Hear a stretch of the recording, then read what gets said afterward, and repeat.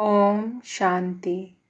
आज 18 जून 1970 के बाप दादा के अव्यक्त महावाक्य हैं। मुरली का टाइटल है वृद्धि के लिए टाइम टेबल की विधि। बाप दादा 1 सेकंड में अव्यक्त से व्यक्त में आ गया, वैसे ही बच्चे भी 1 सेकंड में व्यक्त से अव्यक्त हो सकते हैं। जैसे जब चाहें तब मुख से बोलें, जब चाहें तब मुख को बंद कर दें। ऐसा होता है ना? वैसे ही बुद्धि को भी जब चाहें तब चलाएं, जब ना चाहें तब ना चले। ऐसा अभ्यास अपना समझते हो? मुख का ऑर्गन्स कुछ मोटा है, बुद्धि मुख से सूक्ष्म है, लेकिन मुख के माफिक बुद्धि को जब चाहो तब चलाओ, जब चाहो तब ना चलाओ। ऐसा अभ्यास है। यह ड्रिल जानते हो? अगर इस बात का अभ्यास मजबूत होगा तो अपनी स्थिति भी मजबूत बना सकेंगे। यह है अपनी स्थिति की वृद्धि की विधि। कई बच्चों का संकल्प है वृद्धि कैसे हो? वृद्धि विधि से होती है। अगर विधि नहीं जानते हो तो वृद्धि भी नहीं होगी। आज बाप दादा हर एक की वृद्धि और विधि दोनों देख रहे हैं। अब बताओ क्या दृश्य देखा होगा? हर एक अपने आप से पूछे और देखे कि वृद्धि हो रही है। बहुतों ने हाथ उठाया। बाबा ने पूछा, हर एक अपने आप को देखे कि वृद्धि हो रही है। तो बहुत लोगों ने हाथ उठाया। मेजॉरिटी अपनी वृद्धि से संतुष्ट हैं। अच्छा, सारे दिन में अव्यक्त स्थिति कितना समय रहती है? बिंदी रूप के लिए नहीं पूछते हैं, अव्यक्त स्थिति कितना समय रहती है। बाप दादा संपूर्ण स्टेज को सामने रख पूछते हैं और अपने आप अपने पास्ट के पुरुषार्थ को सामने रख सोचते हो कितना फर्क हो गया। वर्तमान समय पढ़ाई की मुख्य सब्जेक्ट कौन सी चल रही है? मुख्य सब्जेक्ट यह पढ़ रहे हो कि ज़्यादा से ज़्यादा अव्यक्त स्थिति बने। मुख्य सब्जेक्ट क्या है? ज़्यादा से ज़्यादा अव्यक्त स्थिति बने। तो मुख्य सब्जेक्ट में रिजल्ट तो कम है। निरंतर याद में रहने की संपूर्ण स्टेज के आगे 1-2 घंटा क्या है? इनसे ज़्यादा अपनी अव्यक्त स्थिति बनाने की विधि बुद्धि में है। अगर विधि है तो वृद्धि क्यों नहीं होती है? कारण सोचो। विधि का ज्ञान सारा स्पष्ट बुद्धि में आता है, लेकिन एक बात नहीं आती, जिस कारण विधि का मालूम होते भी वृद्धि नहीं होती। वह कौन सी बात है? अच्छा, आज वृद्धि कैसी हो उस पर सुनाते हैं। एक बात जो नहीं आती वह यह है कि विस्तार करना और विस्तार में जाना आता है, लेकिन विस्तार को जब चाहे तब समेटना और समा लेना, यह प्रैक्टिस कम है। ज्ञान के विस्तार में आना भी जानते हो, लेकिन ज्ञान के विस्तार को समाकर ज्ञान स्वरूप बन जाना, बीज रूप बन जाना, इसकी प्रैक्टिस कम है। विस्तार में जाने से टाइम बहुत व्यर्थ जाता है और संकल्प भी व्यर्थ जाते हैं। इसलिए जो शक्ति जमा होनी चाहिए वह नहीं होती। इसके लिए क्या प्लान रचो, वह आज सुनाते हैं। सारे विश्व में बड़े से बड़े कौन हैं?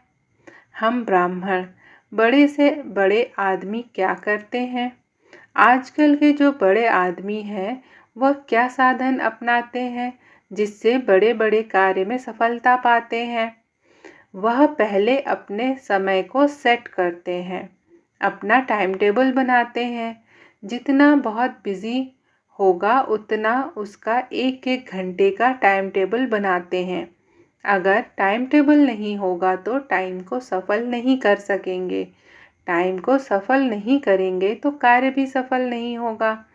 इसलिए आजकल के बड़े आदमी हर समय का टाइम टेबल बनाते हैं, अपनी डायरी में नोट रखते हैं। जब आप ब्राह्मण बड़े से बड़े हो तो आप अपना टाइम टेबल रखते हो। यह एक विधि है। जैसे वह लोग सवेरे दिन आरंभ होते ही टाइम टेबल बनाते हैं, इसी रीति आप हर एक अमृत वेले से ही टाइम टेबल बनाओ कि आज के दिन क्या क्या करना है।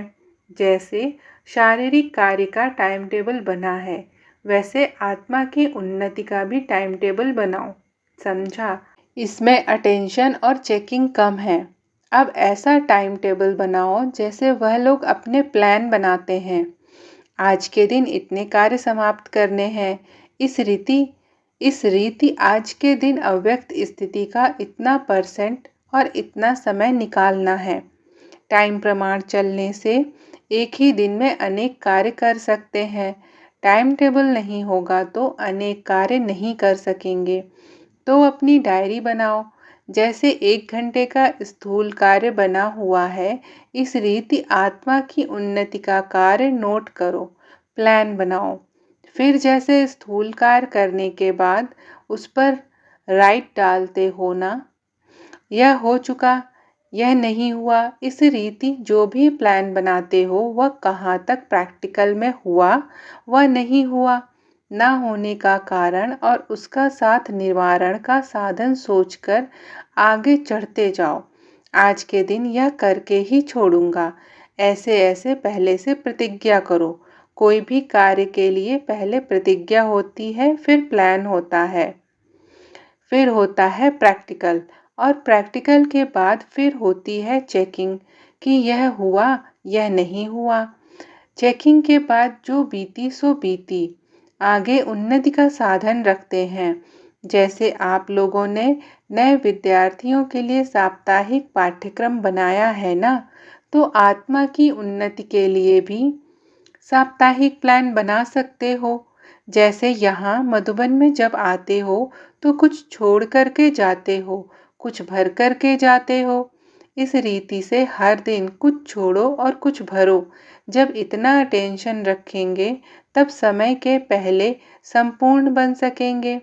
समय के अनुसार अगर संपूर्ण बने तो उसकी इतनी प्राप्ति नहीं होती है। समय के पहले संपूर्ण बनना है। संपूर्णता क्या चीज़ है उसका अनुभव कब करेंगे? ईश्वरीय अतीन्द्रिय सुख निरंतर क्या होता है उसका अनुभव यहाँ ही करना है।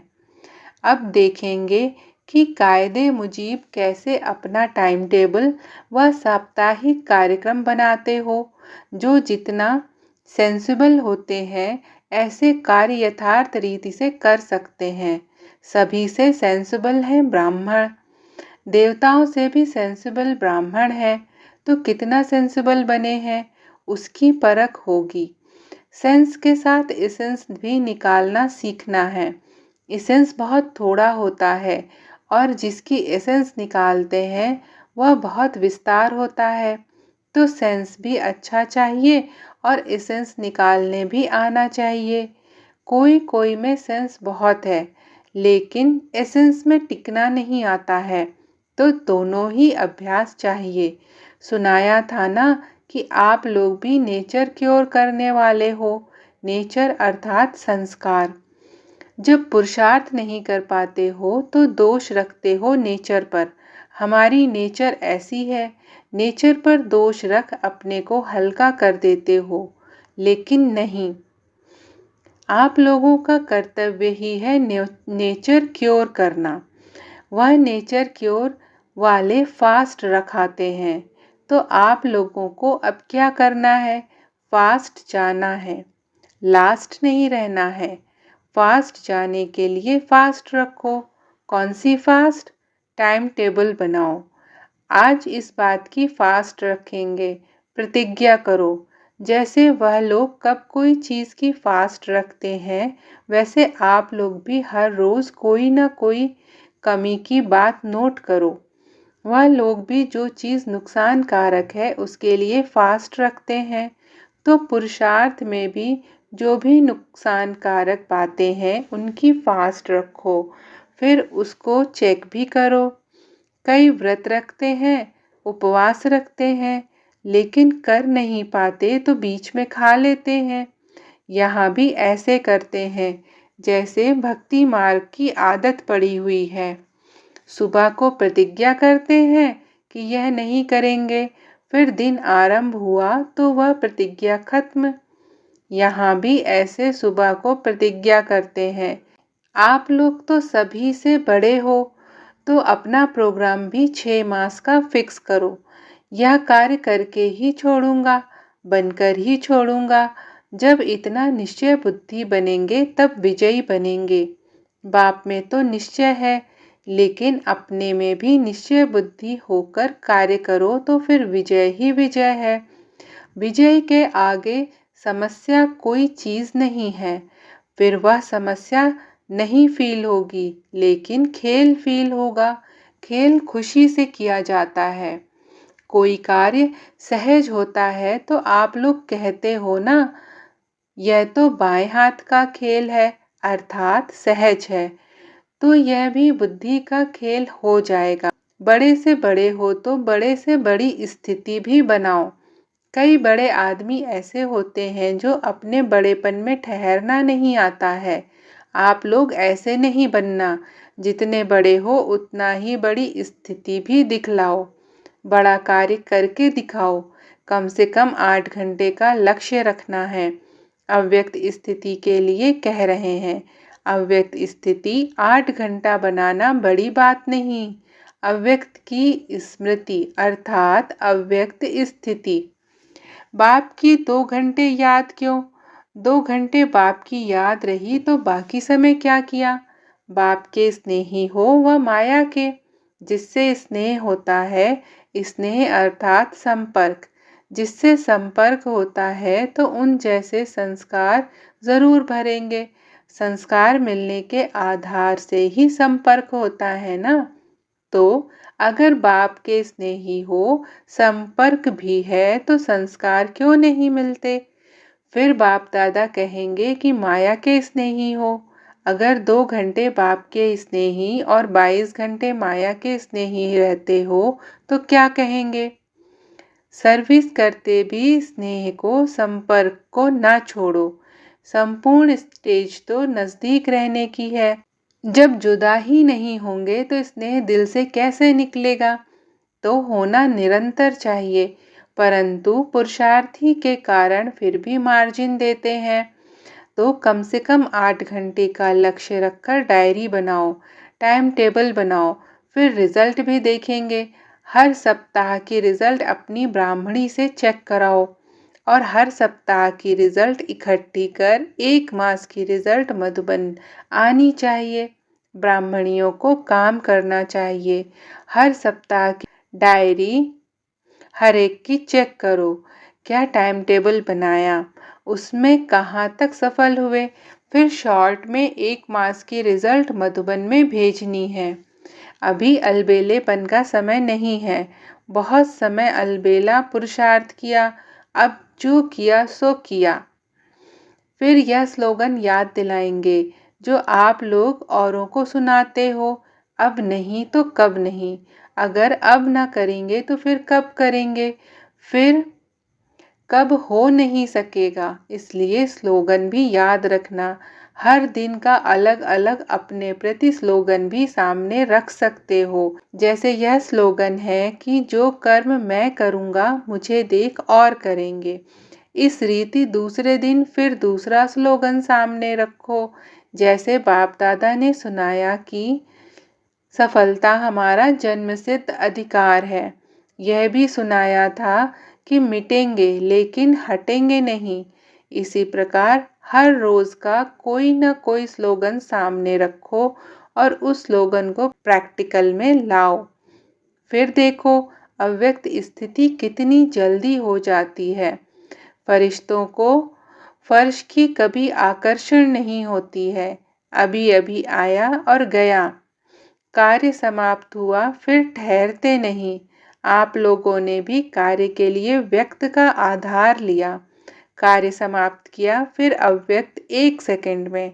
यह प्रैक्टिस हो जाए फिर फरिश्ते कहलाएंगे। अच्छा, ओम शांति।